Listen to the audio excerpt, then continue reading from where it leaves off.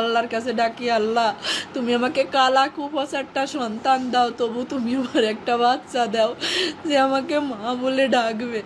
লিফটে ঢুকবে তখনও ঘুরে ফিরে আমার দিকে 2-3 বার তাকাচ্ছিল। আমার ওই তাকানো এখনো চোখে ভাসতেছে। অনেক আল্লাহর কাছ থেকে চেয়ে না সন্তান আমার। আমার যখন বিয়ে হয় আমার ছেলে মেয়ে হতো না, 8-10 বছর ধরে ছেলে মেয়ে হয়নি। অনেক কষ্ট করছি আমি, অনেক কথা শুনছি মানুষের।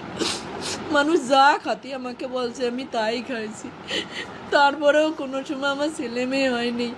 এক সময় আমি নামাজ রোজা কোরআন শরীফ এইগুলো করতে শুরু করি আর আল্লাহর কাছে ডাকি, আল্লাহ তুমি আমাকে কালা কুপোষারটা সন্তান দাও, তবু তুমি আমার একটা বাচ্চা দাও যে আমাকে মা বলে ডাকবে।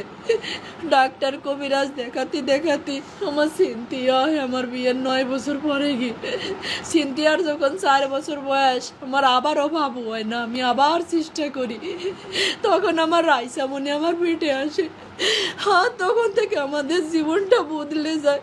আমাদের জীবনটা এত সুখের ছিল না, অনেক কষ্টের ছিল আমার জীবনটা আর আমার স্বামীর জীবনটা। একে তো সন্তান হারা, আমাদের টাকা পয়সার সমস্যা, সব কিছুর সমস্যা ছিল। যখন আমার রাইসা আমার গর্ভে আসে আমার জীবনটাই বদলে যায়। আমার রাইসা যখন জন্ম নেয় তখন ওর আব্বু ব্যবসা শুরু করে। আজ ওর বাবা ব্যবসায়ী, প্রতিষ্ঠিত ব্যবসায়ী, কিন্তু আমার বাকি নাই। আমার লক্ষ্মী মেয়ে বুড়োই গেছে। আমার লক্ষ্মী রে তো আমি বলবো না, আমার ওইটুকু Lakshmi.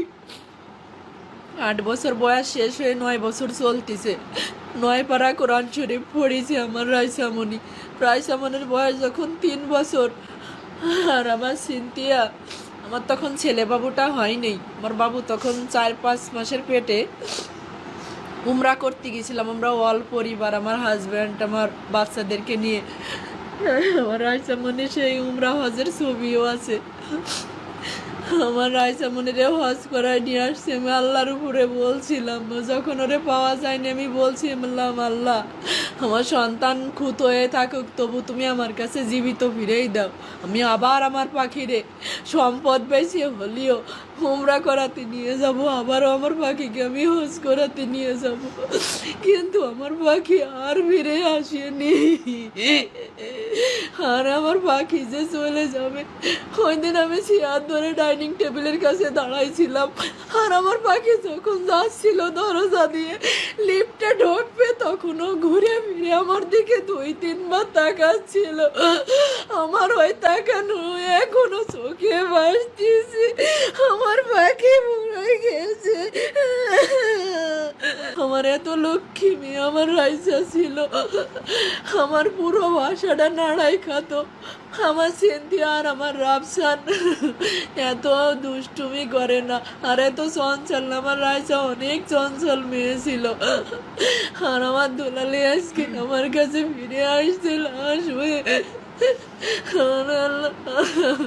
For more updates, follow us on Facebook, subscribe our YouTube channel, get the latest update on www.daily-sun.com.